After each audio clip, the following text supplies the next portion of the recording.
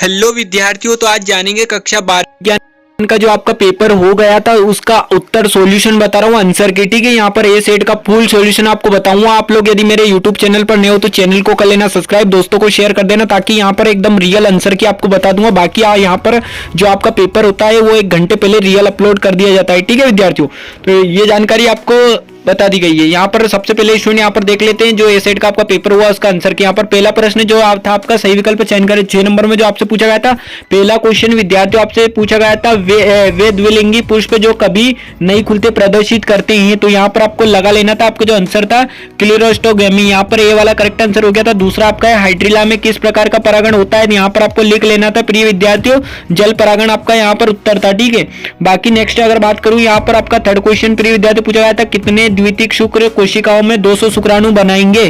तो यहाँ पर आपको कितना, यहाँ पर 100 आंसर हो गया था आपका ए वाला। और चौथे में आईवीएफ में किया जाता है, तो चौथे का जो आपका उत्तर था प्रिय विद्यार्थी डी वाला हो गया था।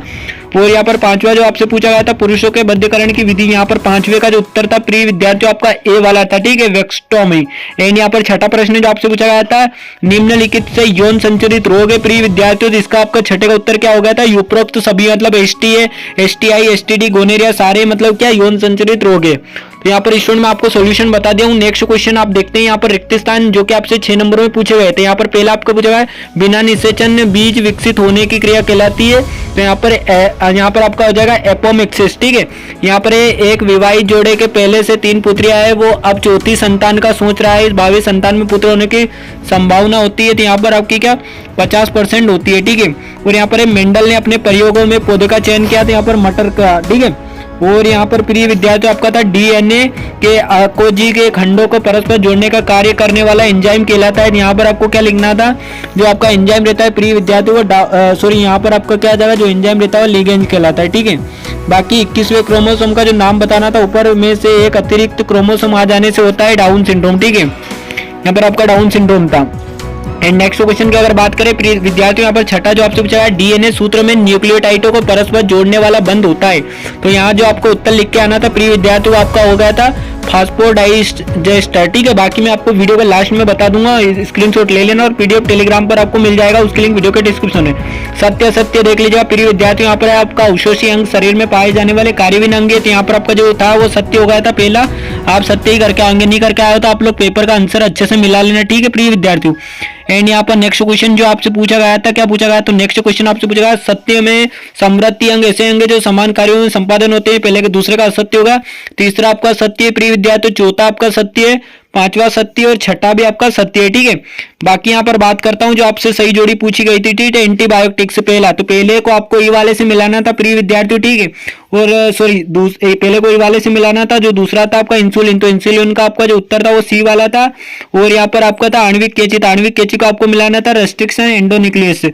और यहाँ पर आपका जो पेलिंड्रोम था तो पेलिंड्रोम चौथे को आपको मिलाना था प्रिय विद्यार्थी डी वाले से, जो कि क्षारकों में जड़ों का क्रम। और यहाँ पर था आपका मोनोक्लेन, तो यहाँ पर जो आपका पांचवा था पांचवे को आपको मिलाना था पित्त विद्यार्थियों हाइब्रोडोमा। ठीक है, यहाँ पर ए वाले से आपको मिलाना था।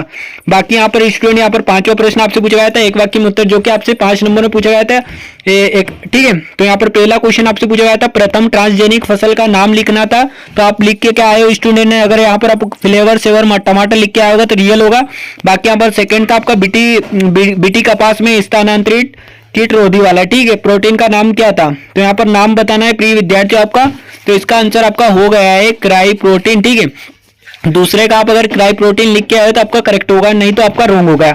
जीएमओ का पूरा नाम अगर आप लिख के आओगे जीन परिवर्धित जीव। ठीक है, यहाँ पर क्या था जीन परिवर्धित जीव। ठीक है, अगर ये लिख के आओगे तो आपका सही होगा, बाकी गलत हो जाएगा। एंड यहाँ पर चौथा क्वेश्चन जो आपसे पूछा गया था जलीय परितंत्रों में उत्पादकता के लिए सीमाकारी कवक के रूप में काम करने वाले कारक का नाम लिखिए। तो जो नाम था कारक का नाम क्या था आपका प्रिय विद्यार्थी, जो चौथे का उत्तर था ना वो आपका कारक का नाम का था फास्फोरस। ठीक है, यहाँ पर फास्फोरस का आपको लिखना था। एंड नेक्स्ट अगर बात करूं प्रिय विद्यार्थी पांचवा, यहाँ पर आपसे पूछा गया था जेव बार का उल्टा पिरामिड किस तंत्र में पाया जाता है, तो यहाँ पर आपको क्या लिखना था जली परितंत्र। ठीक है, यहाँ पर जो आपका उत्तर था प्रिय विद्यार्थी वो था आपका जली परितंत्र। ठीक है, यहाँ पर जली परितंत्र आपका करेक्ट आंसर हो गया है। और यहाँ पर जो आपसे नेक्स्ट क्वेश्चन जो पूछा गया था, प्रिय विद्यार्थियों छठवां जन्म दर व मृत्यु दर को परिभाषित कीजिए। इन सभी के आंसर मैं आपको वीडियो के अंत में प्रोवाइड करवा दूंगा, क्वेश्चन देख लीजिएगा। यही वाले ना आपका अगर 8 सेट आ रहा है तो इसका फुल सोल्यूशन है, ठीक है। यहाँ पर 7वां समृद्धि अंग आपको बताया था वो पूछा गया, समझात अंग पूछा गया, बायोगैस के घटक, माइक्रोराइजा के सजीवी घटकों के नाम, वाहितमल क्या है, बीओडी वगैरह, डीएनए, पुण्योगस, जैव प्रौद्योगिकी। और यहाँ पर 11वां क्वेश्चन कृषि के क्षेत्र वाला और ट्रांसजीन और सकल प्राथमिक उत्पादक घास के मैदान में। और यहाँ पर खाद्य श्रृंखला, खाद्य जाल में बताया था वो पूछा गया, द्विनिषेचन पूछा गया, बहुभ्रूणता। और यहाँ पर नेक्स्ट क्वेश्चन जो आपसे स्टूडेंट यहाँ पर मैं आपको बताया था, ठीक है।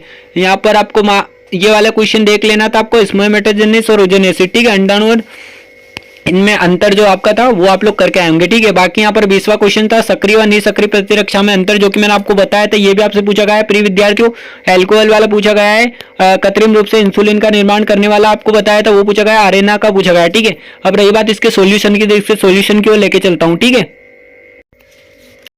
तो यहाँ पर आपके कुछ आंसर कुछ इस प्रकार थे, यहाँ पर देख लीजिएगा। सही विकल्प जो आपसे पूछा गया था, सही विकल्प के आंसर आपके सामने पेश है, ठीक है। यहाँ पर प्रश्न क्रमांक 1 के उत्तर आप मिला लीजिएगा।